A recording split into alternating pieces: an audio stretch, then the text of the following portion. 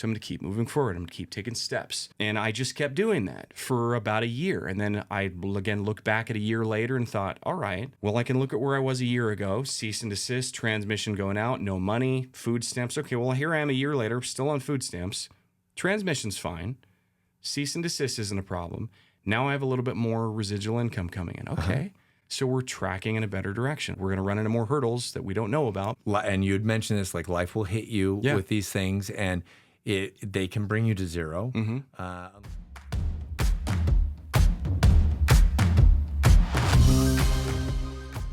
What if rock bottom was actually your launch pad? On this episode, I sit down with Stephen Morton, an author, actor, entrepreneur, and deep thinker who has turned some of life's harshest rejections into powerful reinventions.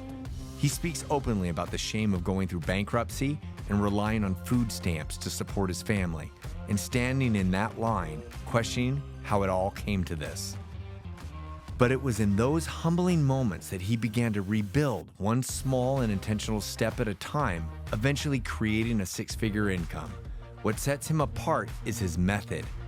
He shares how writing saved his life, how small daily wins helped him crawl out of survival mode, and how he developed the Helm Theory, a personal framework built on health, ethos, love, and money. Stephen's story is proof that your lowest moment might just be the one that points you toward your real purpose. On this episode of Navigating Now.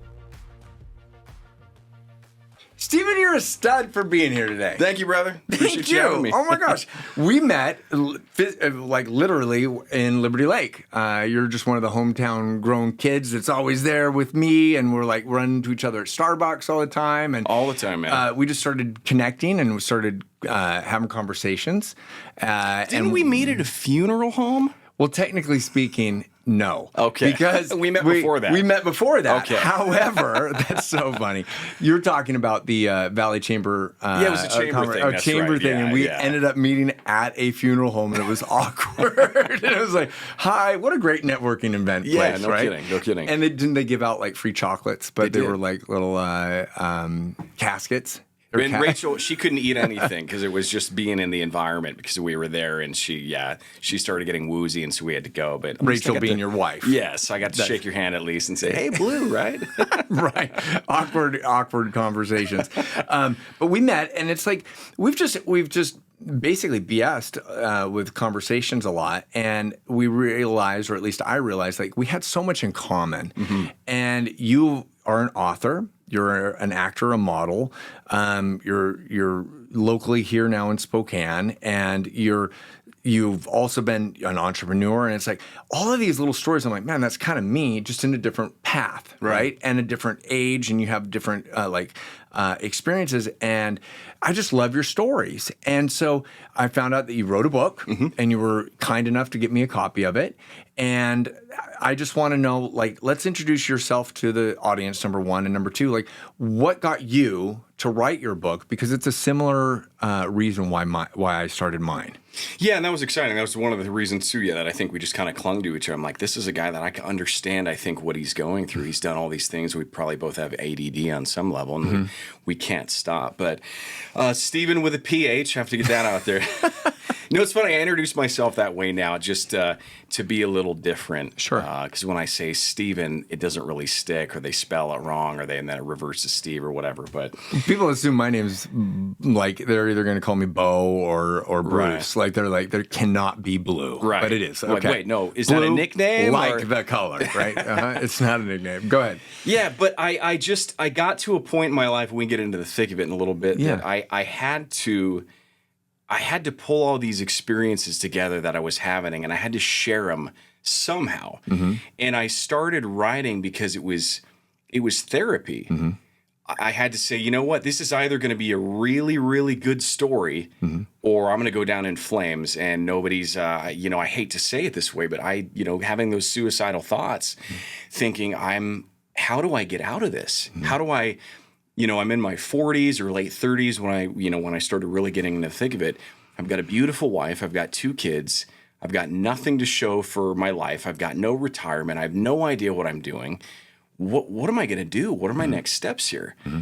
And so I knew that if I start putting this down on paper, well, for one thing, I can reflect on it later, which I think is pretty interesting because it's so therapeutic when you put your thoughts down and then you go back and read it again and say, yeah, that's what I was thinking. That's what I was feeling, because you can get the emotion out really quick and write whatever you want. And then you can go back and edit it later, but you can look and say, huh, yeah, wow, I remember feeling that. I remember thinking that. Now I don't feel that way. Well, why don't I feel that way? Well, because I did all these things. But when I did, oh man, interesting. But were you writing these things as you were feeling the feelings, or was it therapeutic, like after you made it through and after you went through your obstacles and your challenges and the trauma that you did? Right. Like, is that when you wrote it, or as you were going through these things, you were like, man, this is going to be my coping mechanism? Like, did you think that, or did people always, your entire life, say, Stephen, you've done so much, you've had so many experiences, you should write a book? Definitely not the latter. No, definitely not the latter. It was when I started writing, I'd experienced enough hurdles that I'd gone through with changing careers and trying to figure out, what the heck to do, that I said, well, I'm going to recap everything for a couple of years worth. And then once I got to the point where I said, okay, well, now I've recapped everything, but now what do? I don't have a success to end this book yet. I'm still broke. I wasn't even on food stamps when I started writing it. Then we'll get into that. But I got to the point, I'm like, well, now what do? It's not a finished book. I don't have a happy ending here. I don't have any successes to give anybody. So I have to keep writing. There has to be a point where it stops. And how long is this going to take? Is it going to take a year, 2 years, 5 years? Am I ever going to finish it? Yeah. Because until I get to some place where I feel like I can share this with the world now, I can give somebody this information or these steps that I've gone through, that somebody can read it and say, okay, wow, that guy went through a lot of garbage, but look where he is now, and I have the full picture. Because you hear about a lot of guys that are successful, whether they're investors or, sports heroes, whatever. And they talk about the starting. They talk about maybe when they were in high school, if they were a sports guy, or college, or investors when they were broke. And then they talk about when they're really wealthy, but they don't give you the in-between, because nobody wants to really hear about that. Well, and everybody wants to see the end result, right? Now, exactly. And not only that, but it's like, that's the sad thing, is that that everyone just sees the successes, and no one knows the pain and the time, the sacrifice, the opportunity cost that got that person there. And so absolutely, I love that, and that resonated with me within your book and within your story when we had conversations. It's like, that's the other thing, is that I want people to know and hear that it's when you've achieved something, or when you have experienced something, there was a path to get there, right? Whether that's a negative experience or a challenge, or it's the greatest achievement of all time, right? And it's like, there is a path there, and to understand that you're not alone, you're not the only person who's ever gone through that, is eye-opening to a lot of people. It's empowering for somebody that might be thinking, this is it, I'm the only one that's dealing with these struggles. There's a lot of people dealing. In fact, everybody deals with struggles. And so I realized when I continued to write, I thought, well, I'm not going to just go experience a month and then go back and try to recap it. Let's just write it as it's happening. But did a therapist tell you, like, hey, man, you should write? Did Rachel, your wife, say that? Or you were just like, have you always been like a therapeutic person? Like, never. Is that nothing? Never. You just decided to pick up a pen and paper one day and to start going. Yeah, and I'm the last person that somebody would have thought would write a book. Because I asked people, like, hey, you should write a book on that. I could never write. I'm like, I couldn't either. Yeah. But I just thought, you know what? I'm just going to put my own thoughts down. I don't care about grammar. I don't care about spelling, which half the time autocorrect does most of that stuff for you anyway. But I thought, you know what? I'm just going to date the day, whatever happened that day, as long as it was enough of an event or a feeling or an experience where I could say, you know what? Somebody might be able to relate to this. So, hold on. Then is it, I guess I want to say, would it be fair to compare your experience of writing to, like, an influencer now who just gets on their phone and talks about their bad experience or their great experience, and just kind of like puts it down on film and then puts it out in the world? Is that kind of what you were doing therapeutically with the book? Yeah, that's a good way to think of it. Obviously, with video, you're going to relate a little differently because you're looking at somebody in the eyes and you're seeing you're getting distracted. Sure. What are they wearing? How old are they? Well, what's going on in the background? Whereas I think if somebody just takes the time to read a thought on a piece of paper or a book, they could read it and then maybe stop and then maybe reread it and think about, how does this apply to my life? Wow, God, this guy's this guy's got it way worse than I do. Man, I guess my situation isn't that bad. Or maybe it's the opposite. Maybe, wow, my situation's really bad. Man, I gotta figure some stuff out here. Sure. But the therapist never told me to do it. It was just a decision to say, you know what, I have to know that at some point down the road, you're going to utilize it. Do you remember the movie? It was Star Wars? Right, that was it. That was it. Close. It was in space. It was George Clooney and Sandra Bullock. It was Gravity. Gravity. Do you remember that? Uh-huh. And I don't remember if I stole this phrase from him or if I just coincidence I said it and then I was like, oh, hey, George Clooney's saying the same thing I did. And it was when she was going through all these tough situations or whenever they would experience something, he would say, well, this is going to make a really good story. And I had to think about it that way. I'm like, you know what, this is going to be really good. Especially if I can get to a really successful place in my life, this is going to be really, really good. Because I've never, ever read a book, ever, in my life that I could open it up and read the entry that the person was thinking and feeling that day for whatever they were going through and say, wow, that's what they were thinking on April 4th or August 4th, 2015. Well, okay, well, what was life like? That was almost, wow, that was, what is today? Right. Is today the 4th? Sure. No, seriously, is it August 4th today? It is August 4th. It is. Oh, wow. Okay, that is an absolute coincidence. That's exactly the date. 10 years ago.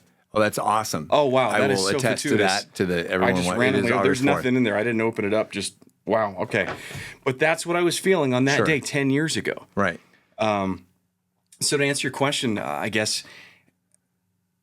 Well, as you were writing it, were you finding like all of a sudden it was opening up, like, I don't want to say a coping mechanism, but it was like it provided solutions to things? Like you started to see things more objectively versus emotionally, and you were able to be like, ooh, I can make it through this because I'm seeing it in a different perspective. Yeah, and I think sometimes when we experience an emotion, you know, if we really think about what an emotion is, I mean, when you really break down what is an emotion, it's a flood of chemicals in your body, and it disperses really within about 90 seconds. But you get this flood of chemicals in your body, and then your body kind of gets rid of it over the course of time. But unfortunately, people make these reactions based on this flood of chemicals in their body, and it's usually not good. A reaction or a choice of some kind. Exactly. Sure. So I knew that, okay, if I'm having a really rough day or I'm having a really tough situation, and I'm like, hey, babe, meaning my wife, or me. Or you're I just need a minute. I just need 30 minutes. I need to be by myself. Okay. I might go downstairs, right? And I can put all those hatred, anger, frustration, happy, whatever it is, put it on paper and say, okay, I'm experiencing the emotion. I'm getting out everything that I want to say maybe to somebody, but I'm putting it on paper now. And now in a couple of minutes, I feel a lot better now. I don't have to say those mean, hurtful things to someone. I just did, and I can delete it. And I can deal with the emotion, but then I don't have to have the negative consequence later because I got it out, but I did it in a healthy manner. Well, but you follow? You didn't. Yes, I do follow, but you didn't delete it physically because you wrote it down, but you deleted it from your mind of something that's controlling you, or you're going to dwell on, or it's going to make you feel a certain way. Right? Yeah, sometimes both. Sometimes I knew that I'm going to write everything that I want to say, and I know that within a few minutes I'm not going to keep that in the book. Sure, I'm just going to delete it right now. Obviously, I'm not going to. But then I realized it's okay to put everything down on paper, and if I come back to this in 3 or 4 years, I'm going to reread it a feat times before it's published. I'm going to see, okay, you know what? I might want to pull that out. Sure, but you were brainstorming. Like you were just like cloud writing or whatever, where it's just you're throwing down these ideas, and therapeutically, it's actually helping you make it through this. Huge, right? Huge. Okay. So you're writing these stories down, you're writing these emotions down or these feelings, and all of a sudden you're kind of like, this is becoming a book. But let's talk about the book. Like, let's get into like not the book, but you. Like, what are you going through that you're starting to write these things? What are the challenges and the obstacles that are kind of hitting you that you're like, whoa, I should be writing this? Yeah, that's a good point because, you know, aside from all the emotion, once I started writing enough and I had enough content, I could go back and start seeing these patterns in my life, whether it was drinking too much, whether it was, okay, well, here I was a year, because it was really easy to say, okay, let me go back to a year ago, because it's hard to remember what were we doing last August 4th. I don't know. Was I working out? Was I eating? But I could literally go back and say, what was I doing a year ago? And I could look at both versions of myself and say, well, here's where I was a year ago. Here's where I am now.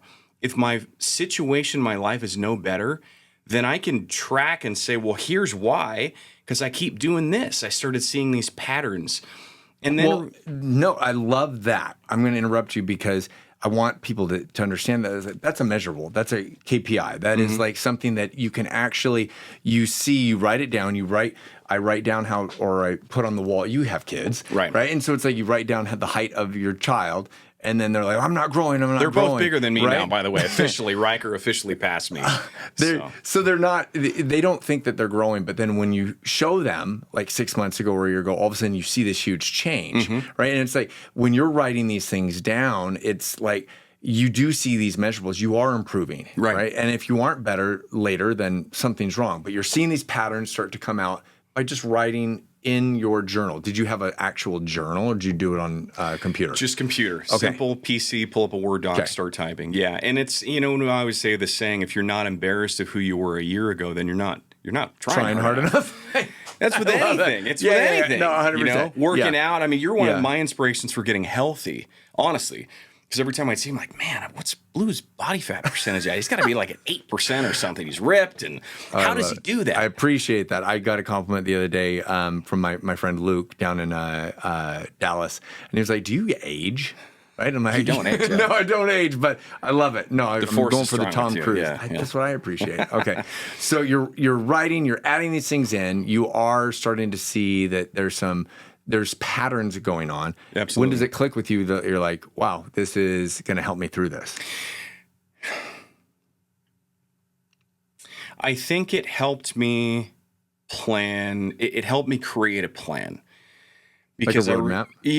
And I know that sounds really cliche. Oh, you got to have a plan. Well, you really do, because most people don't. Most people think are like, all right, I'm just going to do this for a while, and then things are just going to unfold how they're supposed to unfold, or I'm just going to be in a better place in a year from now if I keep doing what I'm doing. Well, no, you're not. Yeah. It's like eating crappy or drinking too much. You're not. It's not going to end well. We can get into that later, but I realized as I started writing and as I had a couple of years worth of content, I could go back and say, man, I am all over the board. Sure. I'm everywhere. I'm trying to become a cop. I'm going through these PFTs, the physical fitness tests, and then I want to be an Edward Jones rep. And then I almost went to work for the FBI, and now I'm doing acting, and now I'm doing the merchant services industry, and now I'm doing insurance. I'm like, I just need to sit down on something and focus on one thing that I'm fairly good at or that I'm familiar with, because I say you got to put in at least 10 years, whatever it is. It doesn't matter if it's a hobby, your career. If you're going to get really good at something, you have to give it a decade. You just have to. It doesn't mean that. It doesn't mean that you have to do the exact same thing for 10 years. Like I've got a buddy of mine, I won't name his name, but he's been in RV sales for years. He was really good at it, made great money. Well, he got sick of it. He's like, I just don't want to sell anymore. But he moved into a business. He started a business where they repair him now. Well, he's been in that industry for 10 plus years. So he started his company and he succeeded right away because he knows the industry. Absolutely. Same thing like with, acting. So I've been acting for about this is my 10th year now, and I just finished my biggest movie last year. Okay.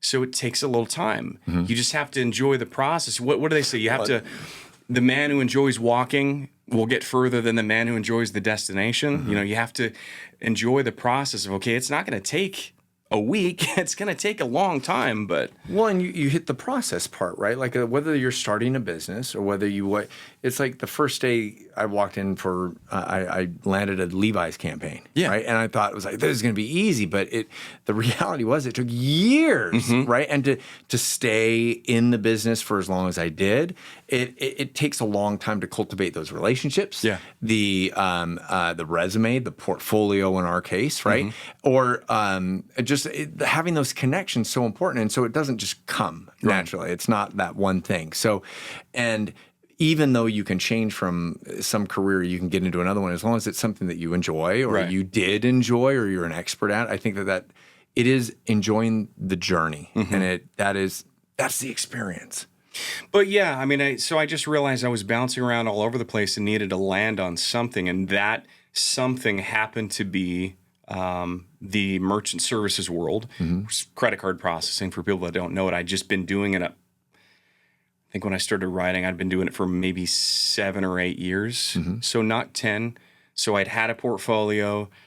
We kind of got it taken away from the guy that I was working with. We lost everything. Well, let's deep dive into the life challenges of Stephen that kind of brought you into that deep depression Despair. state. Yeah, like where you're flailing and you feel like you can't get out, and like you're not the only person to experience that. And I'm sure a lot of people, our listeners, have been like, I felt like I'm out of control. I felt like I don't have the direction. I might have a friend that says you need to have some kind of purpose, or you need to know, like put focus on something. But it's easier said than done. Yeah. And when you are flailing and you don't feel like you can get your head above the water, that was you because decisions and choices you were making. So get into the weeds of that. Like what were you going through that is just like one after the other after the other? Yeah, I'll fast forward to we live in Liberty Lake, so I'd been trying the cop thing, tried to become a cop. Got an offer 1 week after we got here. Get the letter in the mail, and I'm thinking I have no money. I have a little bit of residual income from the merchant portfolio. We're poor, but at least we got back to Rachel's family fairly close. Okay, so that checkbox, we wanted to get back to her family, fine. But I have no career. I don't know anybody. I have no network to pull from, nothing. But you moved from? Moved from Vancouver, Washington. Okay. So we land here thinking, what do I do? So I get this offer in the mail a week later to become a cop. I'm like, babe, here it is. Here's a career. We could have a decent life. Here's what they're going to pay me, but it means moving back to where we just came from. I'm like, I can't do that to my family. Yeah. I can't do this. So I said, I'm sorry. I'm going to pull out of the process. And shrinking down about 6 months of just making phone calls, trying to figure out if I'm going to do insurance, working on our merchant services portfolio, trying to figure out what I'm going to do. I get a call from the FBI. Like, okay, what did I do? Sure. Oh God, they found out. And, you've seen those memes where everybody thinks, well, here's what I actually do. Here's what everybody else thinks I do. Here's what my mom thinks I do. Yeah. The idea of being a special agent for the FBI, I mean, that sounded incredible. Sure. And so I'm like, you know what? It's never going to happen. I'm just going to start the process. Whatever. I'll just do it and see. I'll laugh about it later. Well, I go down and I take this test, and I get an email maybe 10 minutes later. Hey, you just passed phase 1 testing. Most people don't make it to this point. It's pretty Congratulations. Quick. Okay. Yeah, it was a quick response because they graded your test and all right, you met the metrics. I thought, holy crap, this is going forward. So then I get a call and they say, well, hey, we want you to do a PFT, a physical, training test. Here are the metrics you need to meet: X number of push-ups, running, sprinting. And so I do it and I don't pass it. I'm honest with them. I say, hey, I didn't pass it. They're like, all right, that's fine. I thought maybe that was a test to see if I was telling the truth. Yeah. So then they said, well, why don't you come up and meet a panel of agents in Seattle and keep this going? And it was the same question as the cop thing. I'm like, babe, here's a career. Seattle, I could be a special agent, babe. Check this out. We're going to have a career. We're going to have money. We're going to solve the money issues that we've had. We're going to have a retirement. This is going to be great. But, we got to move to one of the 53 big cities, right? Detroit or something. I'm like, I can't do this.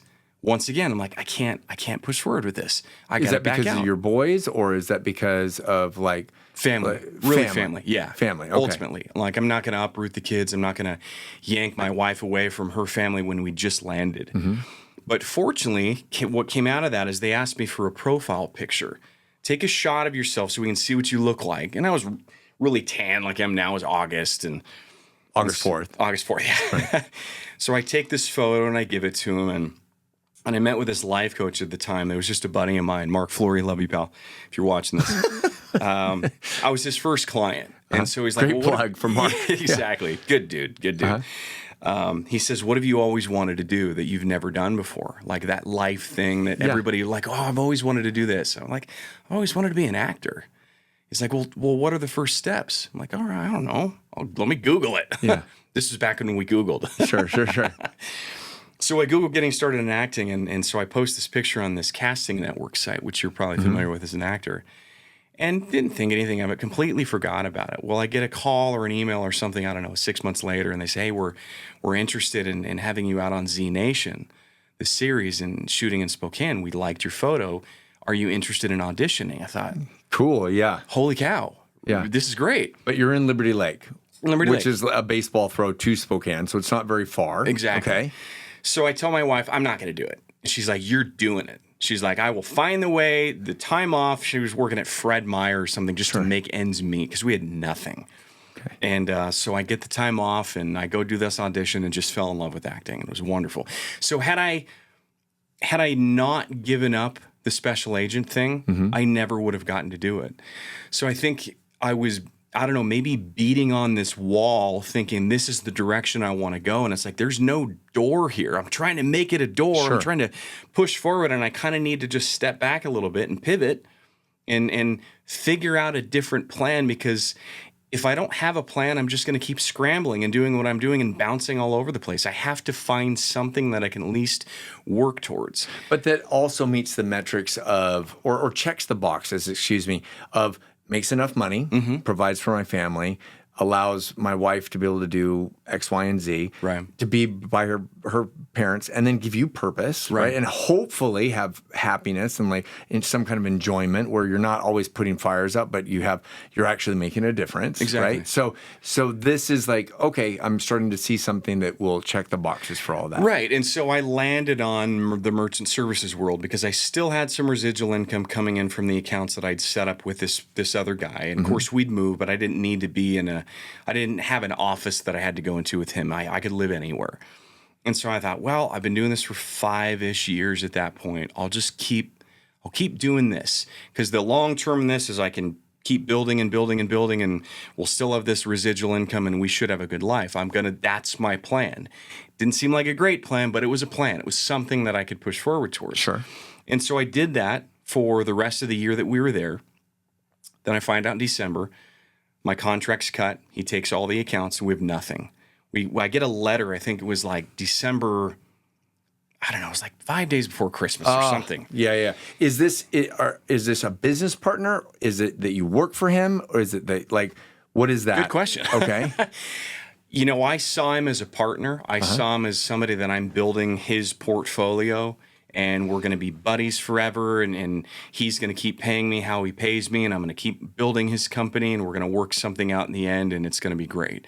Again, not really having a plan. Work something out in the end. Yeah, okay. Worst idea ever, and I've learned that. Yeah, you can't do stuff in a handshake, unfortunately. You can with the right people. That's a good point. You can. I would with you, Blue. Oh, thank you. I take that as a compliment. But you're right. Like there is. You can assume that people's best intent is going to be at the end, and sometimes that does not happen. Right. And when that rug gets pulled out from underneath you, it's like, man, that. And then what do you do? Like, I mean, like that sucks. So, okay, so money has a way of changing that too.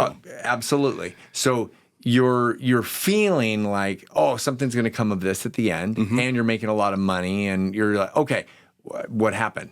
So I get this letter. It says, we're taking all of your accounts. The paycheck that you got last month, that was your last one. So not, hey, we're going to pay you one more. It's, the check that you got back in Thanksgiving, that was the last bit of money that you're going to get. 5 days before Christmas. Yeah. Okay. So I have nothing. I'm like, of course, the emotion just, you can't even describe what you're feeling at that point. What are your kids how are you going to feed your kids? You don't even have Christmas presents yet. What am I going to do for my wife? Like, what the heck am I going to do? And that's where the depression really sits. And that's where I had to learn, I have to separate the emotion from the logic, which sounds easy, because when we're going through the emotion, it's really tough to differentiate what is smart situation and and what am I just reacting to? 100%. So you get this letter. It tells you, by the way, your last paycheck was all you're going to get. See you later. Bye. Love you. Bye. Thanks for the last X number of years. Right. Yeah. And how do you tell your wife? Was she there when tell me how that went down, because a lot of people would hide it. Yeah. A lot of people would try. Okay. I'm such a big, I've got such a big personality and emotion. I can't walk into the room and somebody not know how I'm feeling. Sure. I can walk into the room and like, Steve, What's up? Like, what's bothering you? Yeah. Oh, man, am I that transparent? So I ended up just telling her, babe, this is what's happening, and I'm going to figure a way out of this, and here's what I'm going to do. Because up to that point, I'd started writing Medicare insurance. I met with her cousin, and her cousin's husband had been doing it and said he loved Medicare, and he worked like 10 weeks out of the year. And I thought, all right, well, you have my attention. Mm-hmm. What do you do? And Medicare. What do you mean Medicare? So long story short, I got into that.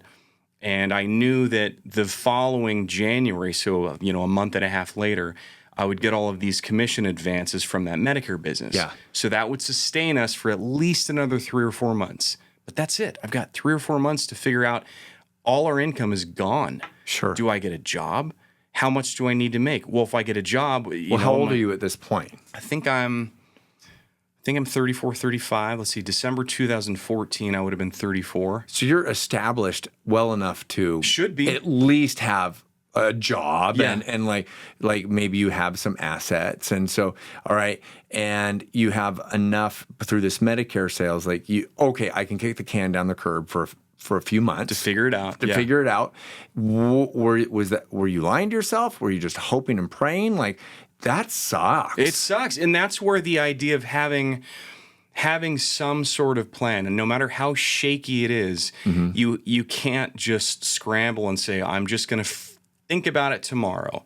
Maybe a day. Okay, I'll take a day to myself and figure this out and be by myself, right, whatever. But I decided I have to have something. I have to figure out what am I physically going to do, not just the feelings, but okay, I'm going to get Medicare. I'm going to have this much money. It's going to dry up by this month. We owe this much in rent. We have this much food costs. We have this much for our car payment. So you can pencil it out pretty easy. I run out of money on this day. Okay, so, well. But wait, I'm gonna add one thing, because even like all of this emotion, all of this like scare. I mean, you're scared. Oh yeah. Right. Oh You're frightened, terrified. But you're sitting there and you're like, what am I gonna do? Mm-hmm. Like, I mean, that's going through your mind too. Like, okay, so I have to have a plan. Well, you just didn't call me and say, hey, Blue, what should I do? Right? Like, you have to formulate some kind of an idea, and you have to say, well, I could always go to work at McDonald's mm-hmm. or something like that. I could always go back to whatever. And it's like, but is that what's going through your mind? Like, what is attacking your melon at this point in time? You're like, you talk about you were scrambling mm-hmm. and you were like, oh, I don't know what direction to go to. But it's like, at this point, you're hit hard. Mm-hmm. What is your mind doing? Well, the first things that usually come to the surface are the day-to-day needs and what's happening a week from now. Mm-hmm. Okay, well, Christmas is right here. So I've got some great college buddies. That was the only reason we had money for Christmas, because we put out a Facebook thing. This happened, and so my college buddies, without even knowing that they saw the post, they send us like, I don't know, $800 or $900 in gift cards. Oh, wow. So, okay. Presents for the kids. All right, we're good. Because they don't understand this. Sure. All right. We got presents for the kids. We have snow boots. We didn't need snow boots in Vancouver, but we do here. Uh-huh. Okay, we have clothing. Rent's covered for a few months. We got Christmas presents. Okay, the immediate needs are taken care of. Okay, well, what about food? Well, God, I'd never even researched food stamps before. Never even considered it. I'd never been on them. My family had never been on them. I didn't have any friends that I knew that were on them. And if they were, that's not typically something you want to tell everybody. Hey, everybody, I'm on food stamps. Because it's embarrassing. I can't feed my kids. Sorry, I need money from the state to go put on the CBT card. And when I go buy groceries, I'm swiping my EBT card and everybody else is paying differently. Yeah. It's embarrassing. So I knew that, okay, well, I get the immediate needs figured out. And then we get this big commission in January, and I realize, all right, am I going to start pursuing a job? Do I find just a job to crack the nut every month? Mm-hmm. Do I hold out for 3 or 4 months and try to find a career position? Do I ask my wife to go to work? Because, man, it would really help. But we have 2 kids that aren't even in school yet. Mm-hmm. So somebody has to take care of them. Do we put them in daycare? And so just this flood of... Which is another cost. Yeah. Yeah. And then I remember at that point I said, and this is kind of when the acting thing started creeping up. So I started taking every little acting gig I would get. Hey, Steve, we want you on set as an extra. You're going to be there probably at least 10 hours. It's going to be 3 days. Okay, if I get minimum wage, I get this much money. Okay, that'll pay the electric bill. And so it was surviving from day to day. Yeah. Which is no way to live. No, it's horrible. No. And so... And the stress that I'm assuming is putting on Rachel, and the kids don't really realize it yet, but it's like this undue stress of not having an answer is being in limbo, and that's awful. Yeah, and so we realized, there was a way to focus on these really, really small wins and finding comfort, as cheesy as this sounds, finding comfort in a cup of coffee. Because that's all you have. It's like that's all I have. I can't even take my wife out to a restaurant because we don't have any money. Well, here's where a pivotal point was. Yeah. Do you remember the guy Ty Lopez? He was one of the first ones on YouTube that started advertising his Lamborghinis. No. He's like, see my Ferrari in the background. I read a book every day and blah blah blah. See my AT-AT in the background. Yeah. I watch Star Wars every day. Every day. Yeah. It doesn't make any money. The whole film. Yeah. Memorized. God love you for that, by the way. Thank you. So I remember seeing this, and he said, I'm offering this 67-step program to help you get out of your own way, so to speak. I don't remember what his tagline was, and it was $67, and you didn't have to pay it for the first 2 months. All right, I'll just do this. I'll just see what it is. Okay. So I start doing it, and he starts giving you these daily steps and lessons that you can learn. So you took $67 you didn't have. I didn't have. And you took a chance. Yeah. Okay. $67. I know. That's what my life was worth at that time. I know. And so I get to the end of day 55 because he said, well, okay, if it's 60 days goes by, you can't get a refund. Well, I get to the end. I'm loving this course. I'm loving these steps. I get to the end of almost the 2 months, and I call up the company. I'm like, I need my money back. Not because I didn't love the program, not because it wasn't helping me tremendously, but I had to, what did I do with it that month? I think I took Rachel and I out to eat. Because that, oh my gosh, Steven. It sucks. It sucks to even think about it, but that's what mattered enough at that moment. I'm like, you know what? I have to give her some sort of a small win here. Like your cup of coffee. Yeah, I've learned enough through this 2 months where I get where this is going.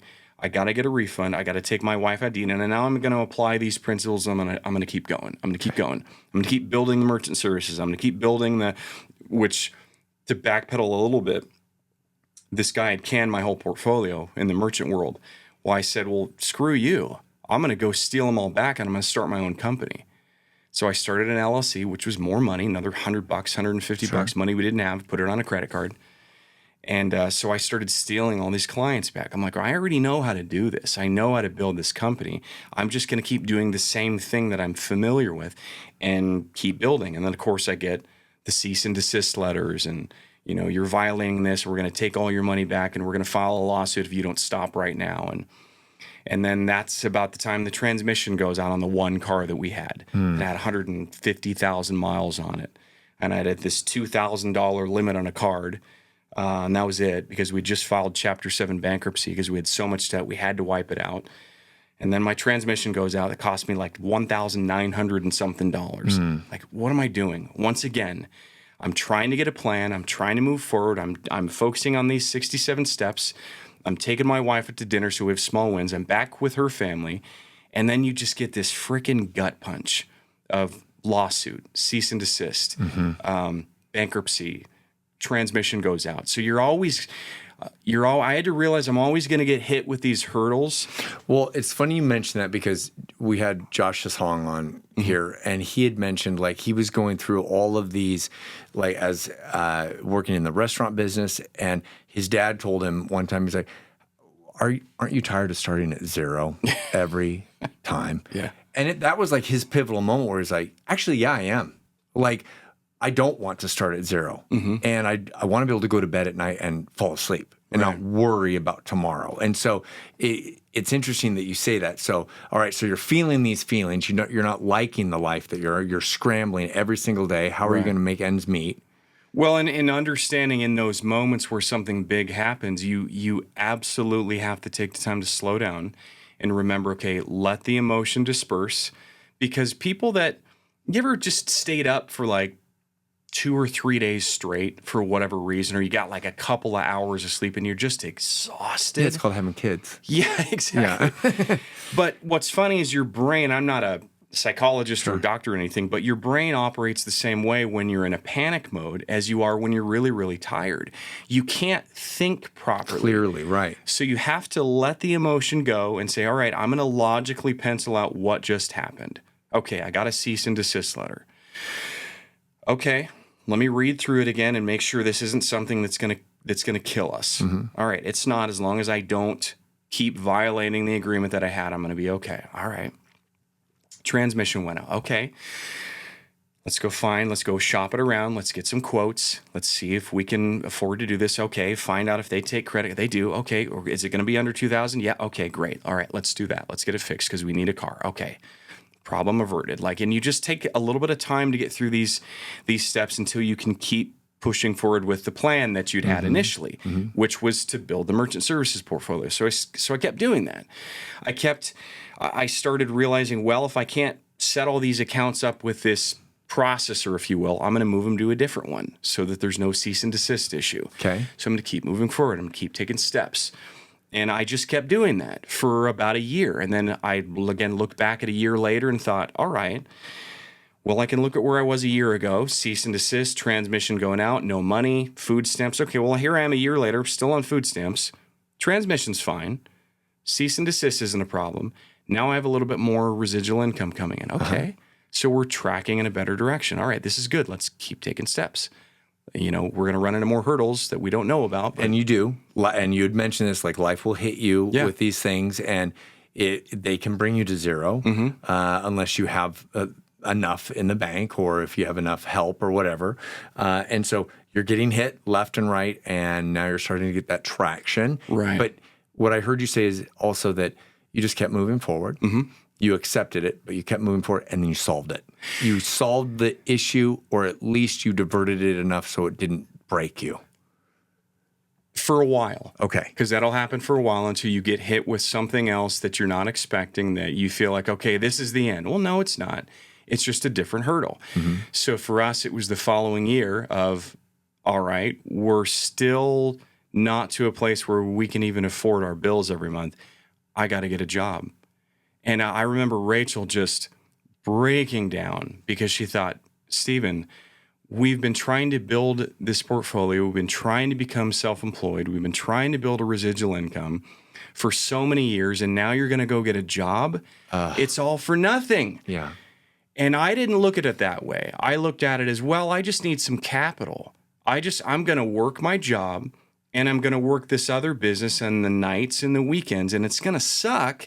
But logically, it made sense. And of course, telling her and walking her through that, the people around you explaining, I know I sound crazy, but I'm just going to do this. Well, and you believe in yourself. Exactly. But I have to, kudos to Rachel. She's easy to please. Okay. So it's, she's not a high maintenance person, that, not to make those people sound bad, but she doesn't need a lot of stuff. She grew up not having a ton of money. So for her, she didn't have to go on a vacation every year. Sure. She didn't have to drive a Mercedes, etc. So I get a job at DSHS, giving people food stamps, which is what I had been getting. I thought, this is ironic. Yeah. Here I am issuing these food stamps to people that I had needed, so I know where they're at. Yeah. And so I start working. I start building the company on the side, on my breaks, on my lunch hour. Every lunch hour, I drive to Starbucks. Yeah, it sucked. But again, back to the emotion and the logic. All right, here it hurts. It mentally doesn't feel good, but I know that I'm going in a good direction. So I work for DSHS for like 3 years. Well, money's getting better, getting more paychecks. All right, life's getting easier. We're going out to dinner more. But that's the problem of, all right, if I'm making more money at my job, the company didn't go down, but it wasn't growing as quickly as I wanted it to. So I knew that at a point, if I'm going to make the decision to leave this and just do the company again, where is that moment? How long do I do this grind every night, every week, and working 70, 80 hours a week, exhausted, 2 kids, can't provide your wife what you want? You can take her out to dinner and stuff now, but gosh, Blue, I remember I remember when we had one car, she would want to go over to a friend's house, and I'd be working, and she'd have to have the friend come pick her up. And that in your mid-30s, hey, we don't have a car. We only have one. Can you come get me so I can come hang out with you and drink wine or whatever? Yeah. That's pretty demeaning for a full-grown adult. Yeah, for a husband, for her. Yeah. Yeah. And so we kept pushing forward. And back to the 10-year thing that I mentioned earlier, I kept doing that, and then got to, I think it was October 2nd or October 4th or something, almost exactly down to the day, 10 years from when I'd started in the merchant services world. And I remember I'd left DSHS and I got a job at Liberty Mutual just to make a little more money and buy a house. And I don't know if I'm jumping ahead too fast here, but... No, but I wanted to sing that little song that Liberty Mutual does, but yeah. Oh, God, yeah, especially working there, man. Sure. Had a horrible boss there. What do they say? People don't quit bad jobs, they quit bad bosses. Yeah. Well, this boss I had, she was so demeaning. And it was, I remember one morning I was taking a call from I don't remember what it was, one of the clients I was doing a claim for because I did inside property claims. And she just watches me the whole call, and it lasted like 5 or 10 minutes. And I get done, and she looks at me, she's like, Stephen, that call should have only taken 5 minutes. It took you 10. You probably just wasted like $500 of the company's money. And I was like, brutal. Is this, how long am I going to tolerate this? Well, I put in my notice that day. Yeah. I went up to the boss. I said, boss, you know what? The same boss that said that, or a manager that was... The manager over him. Okay. Because fortunately, because I've been doing the grind for enough years and making sure that we didn't waste money on things that we shouldn't be spending money on, and staying consistent with the plan that I had, we built up enough residual income to the point where I said, you know what? I make more residual income now in my company than I do my job. I don't need my job anymore. Is it smart to leave? Well, you're immediately erasing 50 or 60 grand a year, which is a lot of money. But what's the plan here? The plan wasn't to work for somebody. The plan was to keep building the company. So now that I've got the company, I'm past all this garbage that I'd gotten through a couple of years ago. I quit my job, and then I thought, I'm just going to build this full time. And that's what I've been doing since then. And it kept getting better and better and better and better. And we did that, and we also did the Medicare thing. And so since that point, the end of the book, I don't even think I left my job at the end of the book.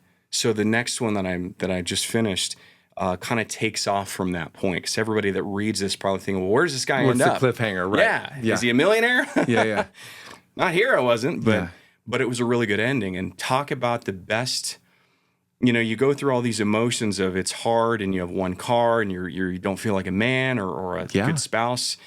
But then the feeling of being able to say, screw you to that boss that said something that really, really pissed you off. It gave me the, how do I say this? The fuel. The permission to react to the emotion that I wanted to react. I wanted to react to her comment. Sure. With that emotion, I wanted to react how I wanted to react. And I got to, because it made sense logically. That this is the best feeling in the world. I can walk away from my job and have all this money. Your head high. Yeah, it was wonderful. But it was a really tough road to get there. And if somebody asked me, would you go back and do it again? I don't know. I don't know if I would. Knowing what I had to go through to get there. Took its toll. Yeah, I mean, it's hard to quantify, and even in a book, it's hard to pull it all together and say, would you do it again?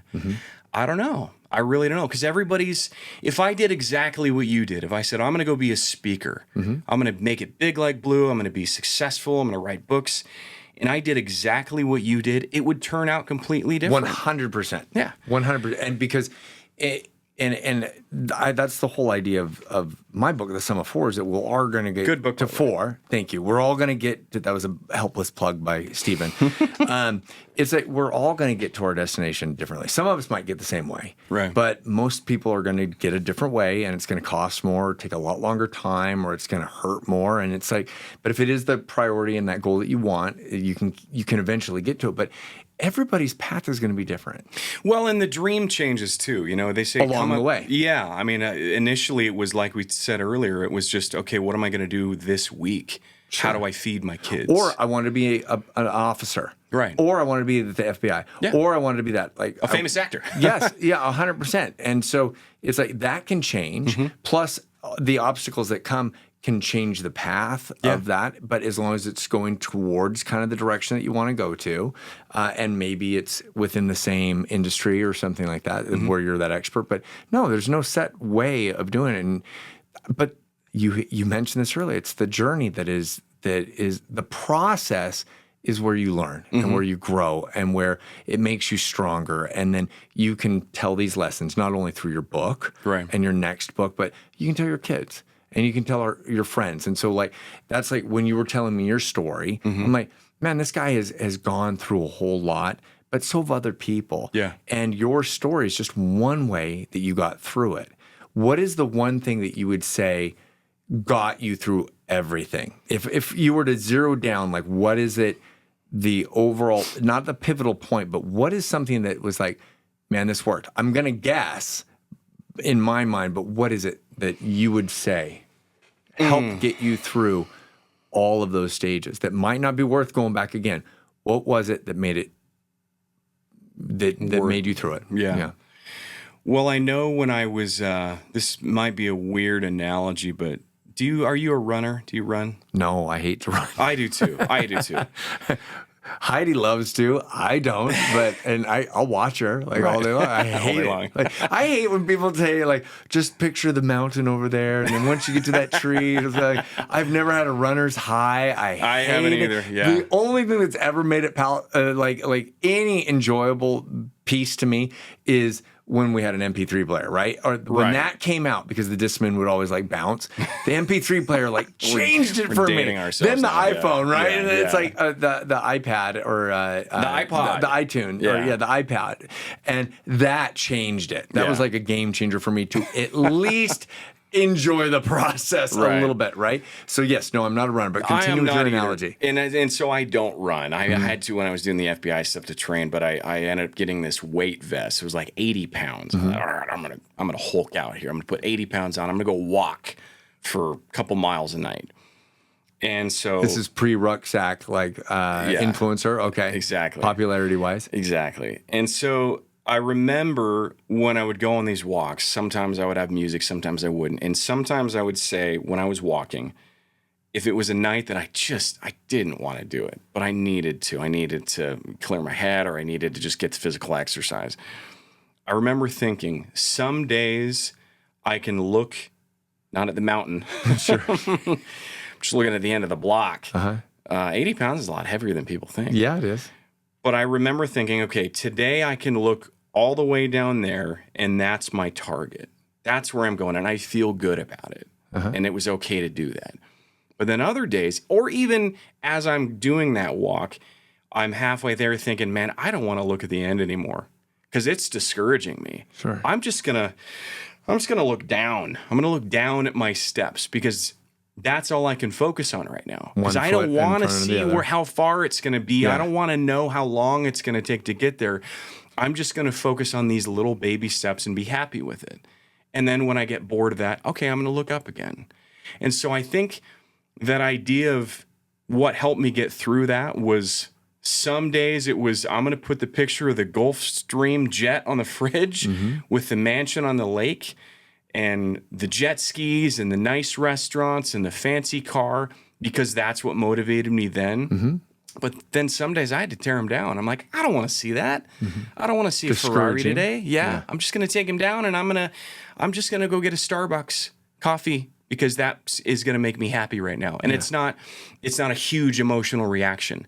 A huge emotional reaction would be going out and buying a new car because you feel like you need it. Don't do that. Focus on the small win. Okay, go get a coffee. Make that be happy.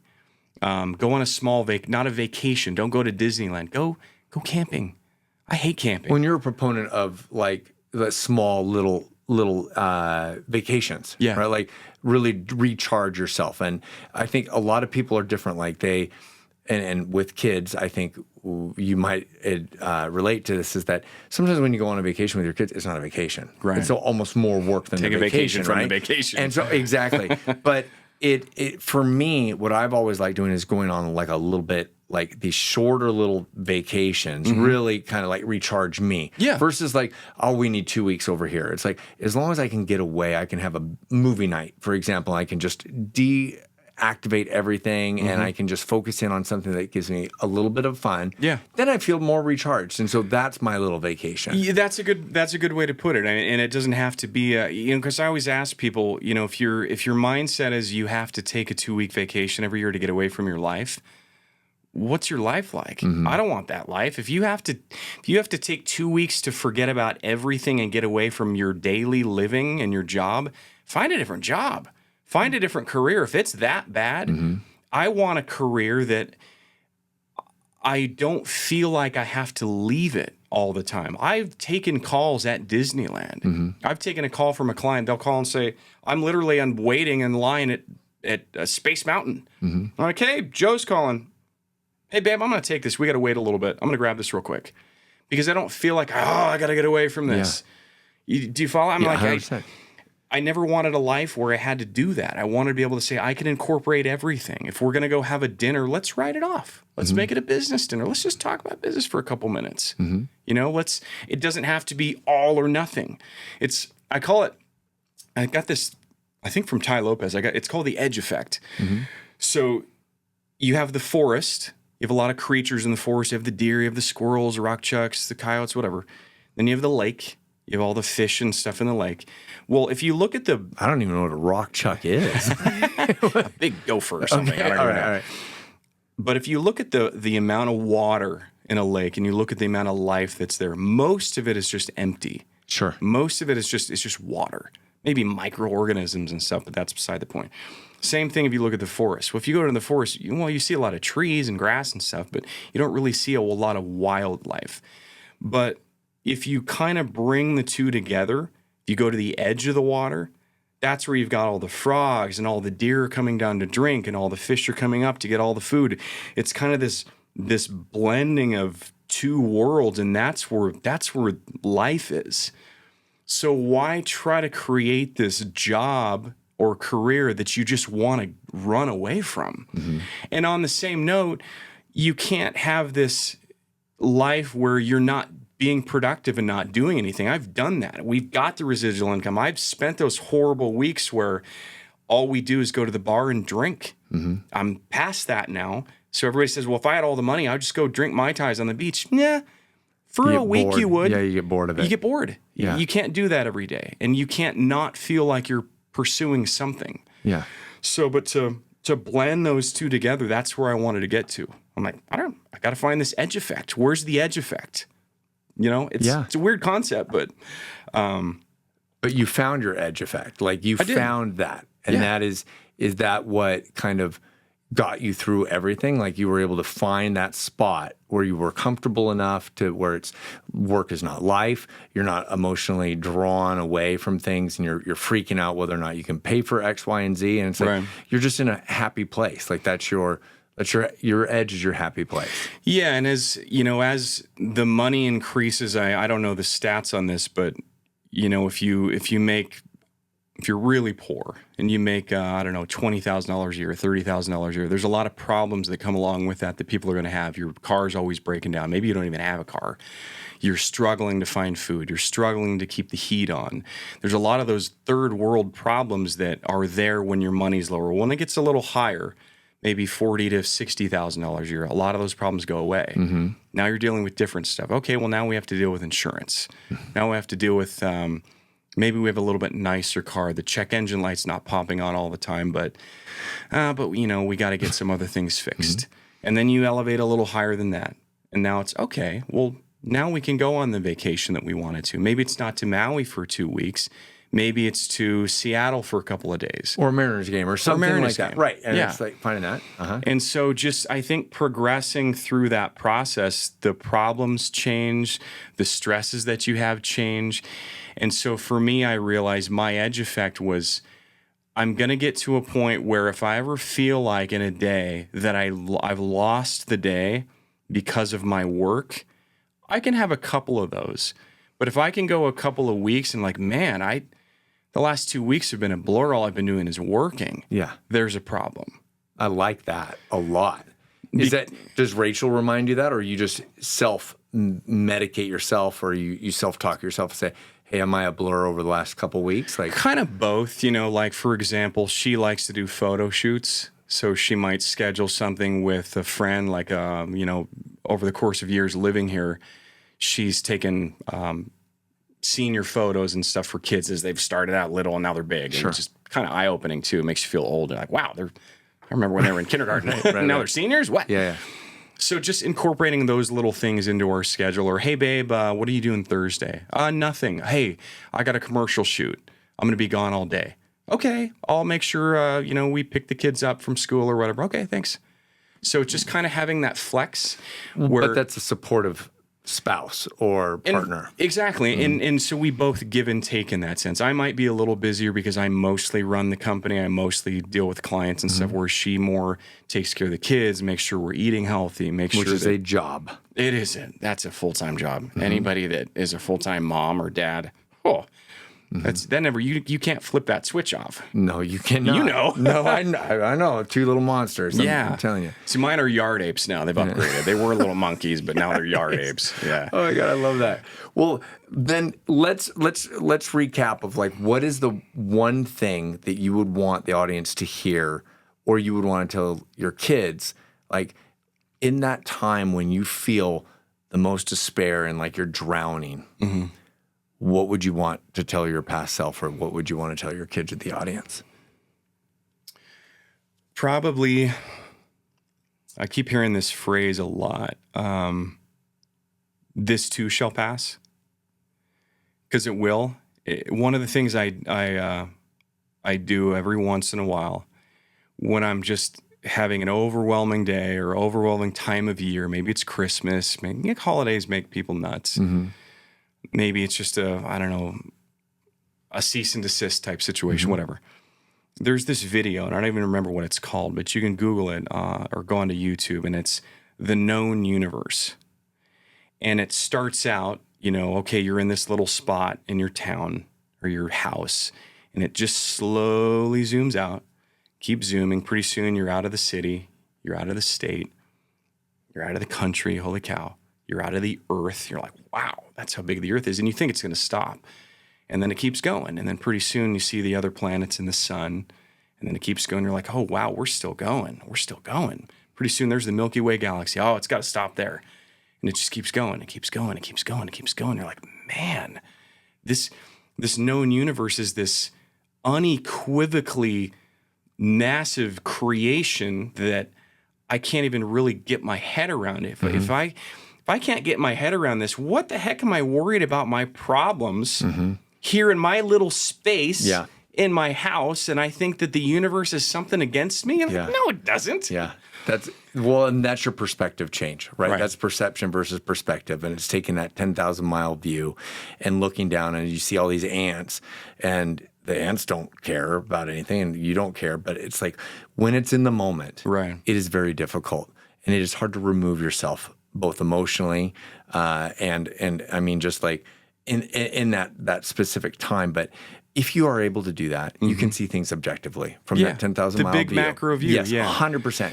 And it does. It changes your chemical imbalance. It changes the way that you look at it, and you can start to solve the problem and realize like it doesn't, this too shall pass. Well, and I tell my kids too, if you learn anything, if you don't learn anything in school, if you don't learn anything in college, if you don't learn anything at your job, learn a couple of things. Learn how to write, learn how to read, and learn how to articulate. Because if you can put something down on paper, if you can put thoughts down to somebody, yourself, whoever it is, that's important. Learn how to read, learn how to understand what it is that you're consuming. If you're reading books or somebody's, you're watching a video and it's doing the dial, whatever. Learn how to adapt, because if anything, the one thing that doesn't change is that everything's always changing. And learn how to articulate yourself. Learn how to speak, because that's everything. Reading, writing, speaking, that's how we communicate. Yeah. And if you can do those things, read, write, articulate yourself, and just learn to adapt, you'll get through anything. You really will. Yeah. Even when it hurts, and even when back in this, you probably read, I don't know if you're through the whole thing or not, but you remember the opening where I'm doing the firefighting bit and I've got the blisters all over my feet. And I didn't learn it at the time necessarily, but I learned that, man, I can push myself harder than you think that I can. 100%. To the point where, I mean, they were telling me in the hospital, hey, Steve, you might have necrosis. You might have cellulitis. We might have to take a foot. Yeah. If this isn't taken care of right now. I'm thinking, damn, I did pretty good. You made it through it. I made it through. Look how tough I am. The death of the bone, necrosis. Yeah. I love that. And I think that that's so powerful and impactful because it is really, it's like making it one day after another, putting those little steps forward, like falling forward, and then putting that intent and that purpose behind what you're talking about really does begin to see that difference. And if you can look back, and that's you writing in your book or writing the book, you can look back and say, man, I've actually accomplished so much more than I thought. Yeah. And I had no idea that I was actually moving forward towards those goals. But then also that you see it as like, man, it's not the end of the world. And I got this. Yeah. And like you break it down in the positives of those are life skills that are exponentially ability to grow. If you don't know how to read, then that is just like the specific basic fundamental, but that sets you up for so many other things, right? Does. And so, or to communicate, how you network, how you reply to emails, like that is just a life skill that you need to be able to have. And I love that. Where I know that your book fell off and like, okay, is it a cliffhanger? It is, because now you're working on your second book. Right. Where can people find out more about you, what you're up to, and what about your next book, Helm? Yeah, so I'm not a huge social media guy. I've got Instagram. I got banned from Facebook. I think I deleted my account too many times or something. I don't even know why. But Instagram, I am Stephen Morton, Stephen with a PH. Okay. And then our podcast, of course, we've been tweaking the name a little bit, but it's just at Stephen with a PH spelled out. So we have, and we talk about a lot of this stuff because I get into the concept of the Helm Theory, which is the next book that I almost took off right from where I left off here, maybe a few months or something.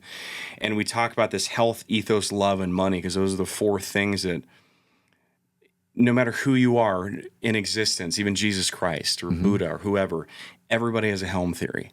They have a health plan, and maybe their plan isn't to plan. Maybe they eat garbage. Sure. And they have to have an ethos. Why? What are they living life for? Maybe it's for God. Maybe it's chaos theory. Maybe it's, I don't know, maybe I'll figure that out one day. Well, that's your ethos. What's your L? What's your love and your relationships look like? And then money. How do you move through the world financially?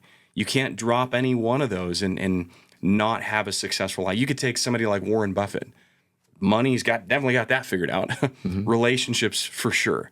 I'm sure his ethos is solid. You know, he loves his family. He's got a great reason for doing what he does. But maybe his health isn't that great. I know it because I know he goes and gets McDonald's every morning. I watched a video of him doing it. I'm like, all right, well, maybe he needs to focus a little more on that one. He's in his 90s, so I don't know how much longer he has. But to the plug for that one's almost published.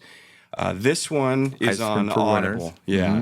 You can buy it on Amazon. Get the paperback. Hardback's a little more expensive. Get the paperback. If you like the audio version, then do that. I love audiobooks. And it is a great book. I will give you a plug on that. And I think that your storytelling through it really does hit home because you're relatable.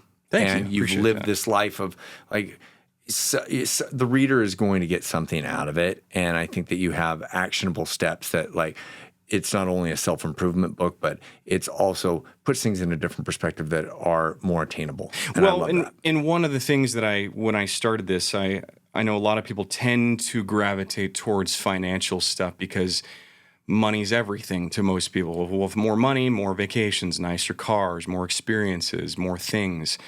And so I just couldn't get my head around being a millionaire. Okay, well, that sounds nice. I just want to make a couple $100,000 a year. That would make my life really, really good. So I wanted to appeal to that target audience initially to say, all right, don't worry about the path all the way down the road with your weight vest on. Let's just focus on these steps right now. Yeah. Let's get to the small wins. Get to make $100,000 a year. Make $200,000 a year. Make $500,000 a year. Your life's going to change. I promise. And absolutely will. And then if you set up correctly and you have that goal, then you begin to hit the next step. Right. And money does not buy everything. It doesn't. And you had mentioned this earlier, like money is not going to solve all your problems because won't. every time you get to a new specific economic status, you have new problems. New problems, yeah. All of a sudden your kid does this. And it's like, so it doesn't solve the problems. So be happy with yourself. Right. And always consistently grow and improve and learn, especially on the forward that you had mentioned. So, well, I am wishing you luck with that book. I'm wishing you luck with your podcast. Thank you. Maybe we can collaborate. I'll be on that monster. But I love your story, and thank you for sharing it today and being a part of it and being a friend of mine. So thank you so much. You bet, brother. Appreciate you. I love you. Awesome Have stuff. a good Love night, you, buddy. Thank you.